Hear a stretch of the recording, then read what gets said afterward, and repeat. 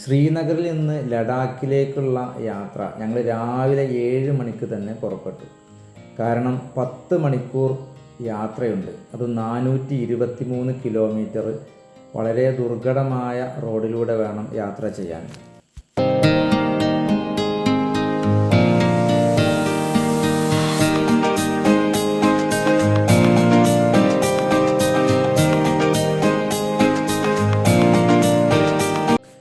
അല്പദൂരം യാത്ര ചെയ്തതിന് ശേഷം മഹാരാജ ധാബ എന്ന ഈ റെസ്റ്റോറൻറ്റിൽ നിന്ന് പ്രഭാത ഭക്ഷണം കഴിച്ചു. വീണ്ടും യാത്ര തുടർന്നു.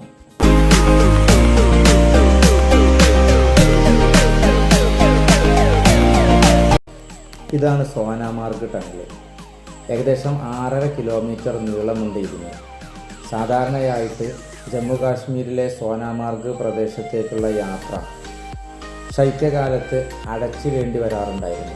അതായത് മഞ്ഞ് വീഴ്ചയും അതുപോലെ മണ്ണിടിച്ചിലും ഒക്കെ കാരണം. പക്ഷേ ഈ സോനാമാർഗ് ടണൽ വന്നതിന് ശേഷമാണ് ഇവിടേക്കുള്ള യാത്ര വർഷം മുഴുവൻ എളുപ്പമാവുകയും അതുപോലെ തന്നെ വിനോദസഞ്ചാരികൾക്കൊക്കെ വളരെ സുഖകരമായി യാത്ര ചെയ്യാൻ പാകത്തിലാവുകയും ചെയ്തത് ഈ സോനാമാർഗ് ടണൽ വന്നതിന് ശേഷമാണ്.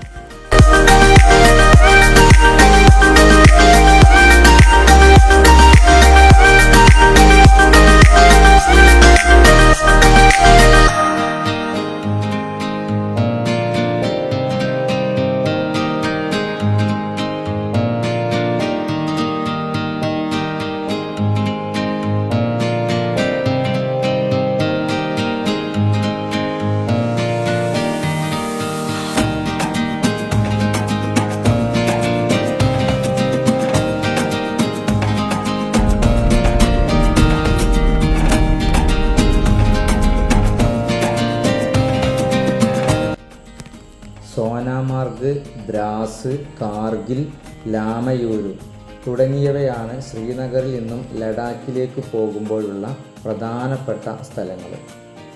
ശ്രീനഗറിൽ നിന്നും ലേ വരെ സർക്കാർ ബസ്സുകൾ ഓടുന്നുണ്ട് എന്നാണ് അറിയാൻ കഴിഞ്ഞത്. ടാക്സി കാറുകളെ അപേക്ഷിച്ച് ടിക്കറ്റ് നിരക്കും ബസ്സുകൾക്ക് വളരെ കുറവാണ്.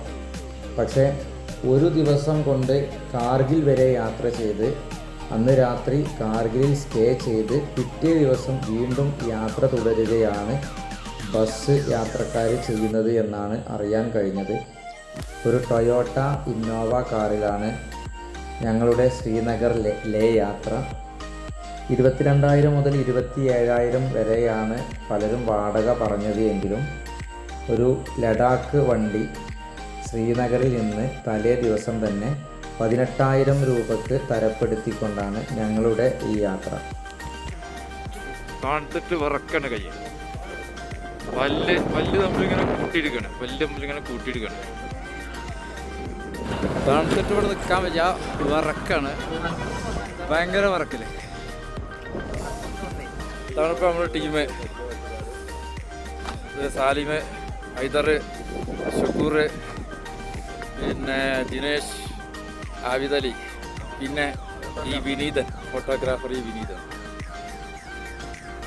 अब जाने हम ये प्यार क्या है, दर्द जिगर मुश्किल बड़ा है.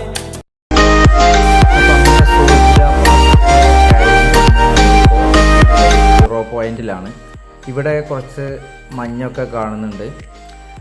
ധാരാളം സഞ്ചാരികൾ ഇവിടെ ഉണ്ട്. അതുപോലെ തന്നെ ഒരുപാട് ആക്ടിവിറ്റീസ് ഇവിടെ ഉണ്ട്. റീൽസ് ഉണ്ടാക്കി കൊടുക്കുന്ന ഒരുപാട് കാശ്മീരികളെ നമുക്കിവിടെ കാണാൻ പറ്റും. കുറച്ച് സമയം പുറത്ത് നിന്നപ്പോഴേക്കും കൈയൊക്കെ ആകെ തണുത്ത് മരവിച്ച് പോയിട്ടുണ്ട്.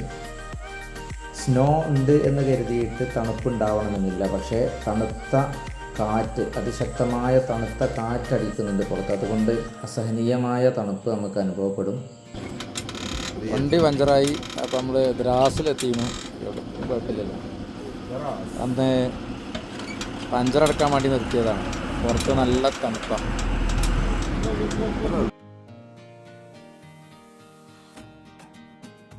ഇപ്പോൾ നമ്മൾ എത്തിയിട്ടുള്ളത് കാർഗിൽ വാർ മ്യൂസിയത്തിലാണ്. അപ്പോൾ കാർഗിൽ വാർ മെമ്മോറിയൽ ആ മ്യൂസിയം ഒന്ന് കാണാൻ വേണ്ടിയിട്ട് ഇറങ്ങിയതാണിപ്പോൾ.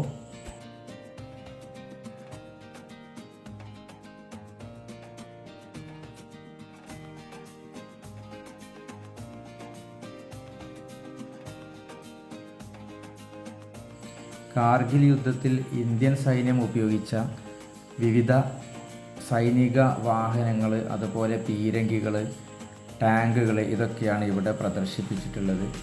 ഈ കാണുന്നതാണ് ബോഫോഴ്സ് തോക്ക് എന്ന് പറയുന്ന, ആദ്യം പണ്ട് വിവാദമാവുകയും പിന്നീട് കാർഗിൽ യുദ്ധത്തിൽ ഇന്ത്യക്ക് നിർണായകമായ വിജയം സമ്മാനിക്കുകയും ചെയ്ത ബോഫോഴ്സ് പീരങ്കിയാണ് കാണുന്നത്.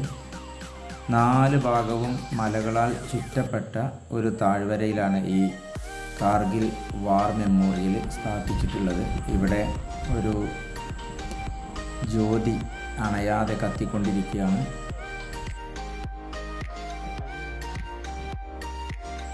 മരണപ്പെട്ട സൈനികരുടെ പേര് ഈ ഫലകത്തിൽ എഴുതി വച്ചിട്ടുണ്ട്.